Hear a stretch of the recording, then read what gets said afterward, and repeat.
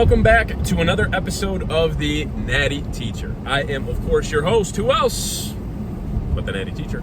And today, we got a pull day.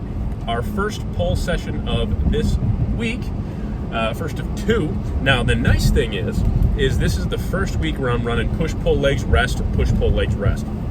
So a full week of training is essentially 8 total days with 2 rest days in between. Instead of just my common push-pull legs rest, where it's 1 rest day every 7 days, now it is 1 rest day every 4 days with different sessions within those blocks there. So I'm excited for it. I think that'll be really, really awesome. I think that will help me. I know for a fact that will help me take my training to the next level for sure. Get me past some strength and performance plateaus that I feel like I've run into. And yeah, man, I'm very, very excited for that. But what do we got on the docket for today? Enough yapping. Yapaholic over here. What do we got on the docket for today for training? First of all, I'm like shivering. It is freezing here in Michigan. And it's like been snowing all day and my car has not fully heated up yet. So I am feeling chilly. Man. What do we got on the docket today? Well, to get us started, we have some single arm pull downs. I'm going to start off the cable tower. After that, we will move into a neutral grip chest supported row. Okay. After that, we'll have a single arm lat row on that same machine. So that's kind of nice. So it's kind of moves pretty efficiently to go right from a dual arm, and then we kind of make a few adjustments and right into a single arm. So that'd be cool. And then after that, we have an upper back pull down. Has become one of, I've only done it actually once where I did 2 working sets of it, but it has become like one of my favorite upper back building exercises. It is phenomenal. I really enjoyed it last time, and it's challenging. Like, you can't use as much weight as you think you can use for like how I perform it, where I'm essentially limiting any sort of extra like body English and really, really just pulling and squeezing with the upper back like that. It is a phenomenal movement, but it is a challenge for sure. So I'm excited to get into that one. We'll have some machine rear delt flies, single arm machine preacher curls, and then we have some I think some single arm cable, or no, excuse me, lat saw cable curls. Yeah. So that'll be sick. And then we do have some abs today as well. Yep. So we have some rope crunches after that, to get our at least 1 of 2 weighted sessions in for the week. So that's all I got as far as the intro goes, guys. Pretty basic stuff, pretty straightforward session.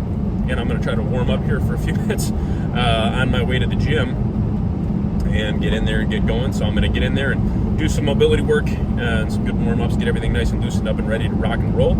And top set of some single arm pull downs coming at you right about now. First exercise on the docket, we got a single arm lat pull down. Very simple concept here, guys. Go to a cable tower, put a D handle up at the very top there, and essentially you got an incline bench, but you're gonna flip it. Sit the other way, find a comfortable spot, one where your body won't move around too much. Grab that D handle and pull it down through the lat. Draw that elbow through the lat. I like to keep my arm pretty close to the side of my body, get that full stretch as well, so you can see that I'm actually allowing that arm to fully stretch out. I'm not keeping it hitched because that's going to use a ton of bicep. Not that there's inherently anything super, super wrong with that. I just really want to make sure I'm getting that nice full stretch for the back, opening that back up and pulling down through. So this one felt really good. 2 working sets here, of course, after a number of warm-up sets and some mobility work. Then chest supported neutral grip row, kind of the same concept as far as drawing the elbow back here, but if you watch the actual back musculature, so the muscles are like through the back, if you really pay attention, you're going to see a lot of action up through that mid upper back and traps. That's exactly where I'm trying to hit. I think a lot of people think because you're drawing the elbow straight back through like the side of your rib cage that you're just going to be blasting the lats, when of course you're going to get a little bit of lat work, there's no doubt. But this exercise has become one of my favorites because I really feel it through like that upper mid back and squeezing it up through those muscles. So feels really good. 2 working sets here. I would highly recommend that 8 to 10, 8 to 12 rep range, maybe even slightly lower if you'd like to dip into that 6, but that's up to you. Then some single arm chest supported rows here. Okay, this was from a couple weeks ago, this training footage. So this past week, I already ran this workout one session like a week after this one. And I did put the seat up one. I felt like that was a good decision, so I'm going to stick with that. Same concept, though. But again, drawing that elbow back, we're kind of slightly leaning into this. You'll see that I'm leading with that foot, like my left foot when I'm using my left arm, and I do the same thing with my right foot and my right arm.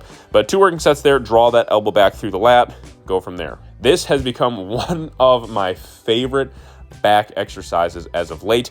I've been running this bad boy. It's a lat saw upper back pull down. So because the lat pull down, if I was to like sit straight up and down, the range of motion on this with the lat saw attachment is funky and with like the D handles there. So what I do is I actually lean back to roughly about a 45-degree angle, and I try to use as little, if any, body English as possible, and essentially just, I kind of turn my hands ever so slightly in. Okay, so they're not 100% like completely, parallel, or not parallel, excuse me, not like 100%, completely, 100% completely horizontal. Sorry, I'm tired today. Filming this, I'm sleepy. But again, I'm just essentially drawing those handles, down towards the upper back and get that nice good squeeze in the back. Go from there, dude. It feels so good. It is phenomenal. Then machine rear delt flies here. This is one that I have been doing, pretty heavy as of late. Ever since my rear delt teres little issue going on seems to have worked itself out.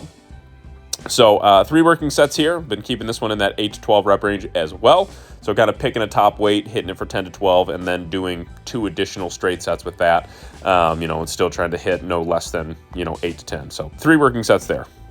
Then we have some machine preacher curls, 1-arm machine preacher curls, where we are slightly turned into it.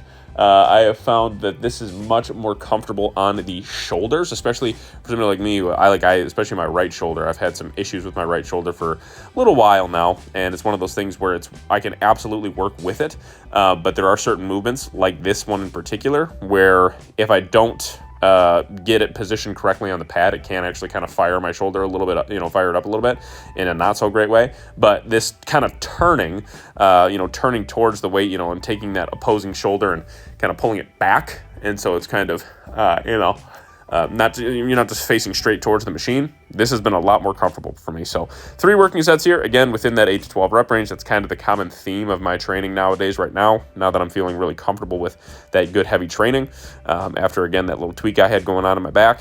So this felt good. So to close out the pull session here, and specifically the bicep portion of it, we have, again, now one of my favorite bicep movements here, and that is a lat saw curl. Okay, so attaching this lat saw to the very bottom of the cable tower, and then curling those handles, not the actual lat saw itself, but curling the handles up to like eye level. Okay, or to like the face. So 2 working sets here. Again, reps usually in that 8 to 12 rep range. I will say that lately they've been like closer to 10 for these ones, but that's okay. I will say I usually do a myo rep match set, my second working set of these bad boys, to match whatever, however many reps I got on my first set. So 2 working sets here, ending the bicep portion. So 5 total working sets of biceps, and that was essentially it, guys. So hopefully you enjoyed this session, learned a little something, and catch you in the outro. All right. Pull A session complete, and man, it was another one for the books. I'll tell you what, kept those reps closer to that 8 to 10 rep range for the most part today, for most exercises. A few of them went above that, but regardless, or I think actually the only exercise that went above 10 was my machine preacher curls. I had one set that was 12 by top set. So yeah, kept it closer in a general sense, kept it in that 8 to 12 rep range. So that is absolutely my sweet spot. I love that. I was a little leery again with this whole little rear delt teres kind of injury going on that I had, that had been bugging me for a little while. It seems to have loosened up, put it that way. I was cautious about it, got really good warm up in, got everything nice and loose and ready to rock and roll, and it definitely paid dividends for sure. So yeah, that was a great session, man. A lot of fun, good hard working session for sure, and that's some great stuff for sure. That was a lot of fun. That was just a fun session, and it's one of those where you just like kind of, you don't realize how long it's taken you. It felt like I was in the gym for, I don't know, an hour, and maybe.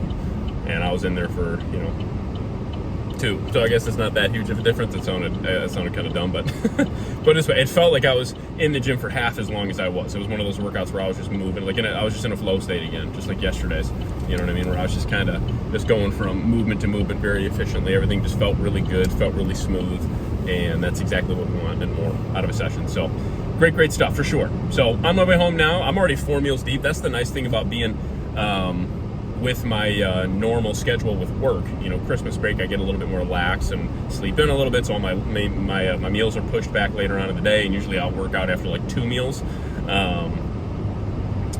And today I worked out after 4. I put it this way, today I worked out after 4, and I could definitely tell the difference in my strength between 2 and 4 meals, put it that way. And it's not like, again, it's not like hugely significant.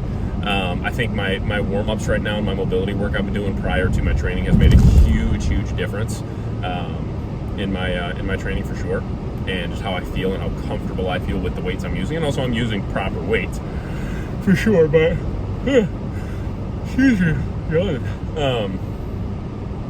just one of those things where everything was clicking. You know what I mean? Everything just felt nice and warm, ready to rock and roll. It was properly fueled up, nice and hydrated, and I mean, you're pretty much guaranteed to have great workouts if you can do those things. Not even really well rested, to be honest. My daughter kept my wife and I up last night. Because she still co-sleeps with us, and I mean, she's 18 months old, so please don't think that she's like 5 or something like that. She's 18 months, so she's still very young. But regardless, over Christmas break, she was staying up a little bit later because she was sleeping in more, because we weren't having to wake her up in the morning, and my wife would have to go drop her off in the morning. It was one of those things where we, just let her sleep. She wakes up when she wants to wake up, and she was waking up at, between 9 a.m. and 10 a.m. Her naps were later. She was going to bed later. And so that kind of carried over into yesterday, where she was still, got to bed pretty late, put it that way. She didn't end up falling asleep till probably between 11 and 11:30, and I had to be up at 5:15. So it was one of those things where I'm a little tired, but luckily I've only had 200 milligrams of caffeine for the day, so I still have up to 200 milligrams more in my daily allotment that I am comfortable with allowing myself to have. I'm really trying to keep my caffeine, other than maybe once or twice a week at most, I'm trying to keep it between 400 milligrams and then never above 500 milligrams in a day. So I'm really trying to keep it below 400 milligrams a day, or like 400 or below, I should say, per day. So just for my adrenal gland health and longevity and all that kind of stuff, I'm really trying not to go crazy with the caffeine. So yeah, well, as you tell, I'm a little sleepy. But what do we got on the docket next? Well, tomorrow will be our leg session. So our first leg session of the week. Both my leg sessions right now, guys, are pretty balanced between quads and hamstrings. For a little while there, I was training where I was kind of doing more of like a quad specific day and then more of a hamstring specific day, splitting it up that way. Honestly, right now, man, it's pretty even. Like it's pretty dang even. Like it's a pretty fair mix of quads and hamstrings. That'll be a great session. But again, it is very balanced. So I've definitely seen more success in my legs since doing that compared to having more of like a quad day and a hamstring day. Definitely have seen more success with the legs. So take that as a little piece of advice for me, that it absolutely does work to hit that kind of frequency where you're hitting your quads twice a week and hitting your hamstrings twice a week for sure. So just my opinion, but it works with everybody part if you're recovering from it, but regardless. And then the nice thing after that is, because of our, again, same split, just with an additional rest day, on Wednesday we'll have a complete day of rest. So that'll be cool. So I'll have a complete rest day Wednesday. Can kind of just, come right home after work and chill out. I will be I'm going to kind of flip it a little bit.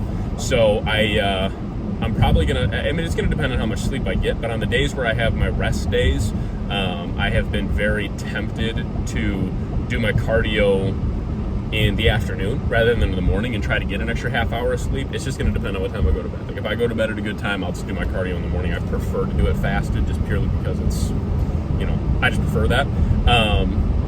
But like tomorrow, the nice thing is because it's a lower day, a leg day for me, I do not have cardio. No cardio on leg days right now, just to make sure that we're not putting any tension on the knees prior to or after a leg training session. We're just trying to optimize our leg training as much as possible.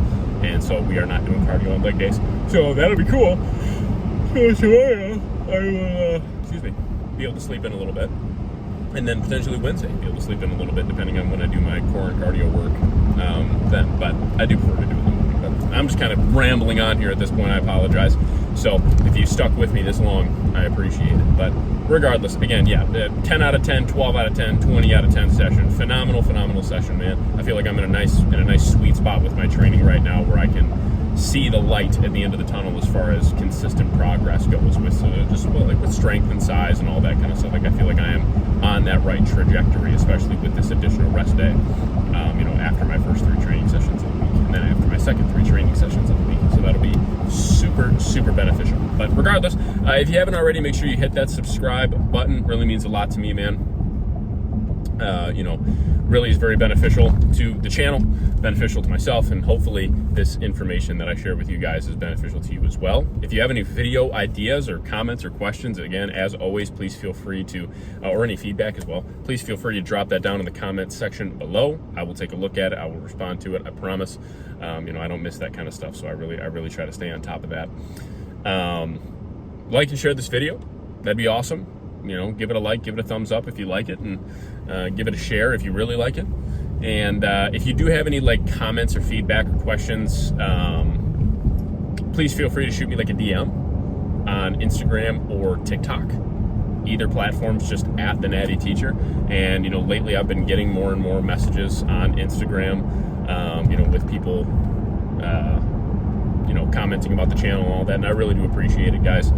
So please know that I'm, it really means the world to me to see that kind of stuff. It's really cool. So, and it's very motivating, very motivating to me. I have a lot of self-motivation with my goals, but getting a little external motivation from time to time definitely never hurt. So I really appreciate that. But anyways, that's it, man. That's all I got. So for myself, the Natty Teacher, and the whole Natty family, first and foremost, God bless. And this episode of Road to Natty Pro is out. I will catch y'all on the next one.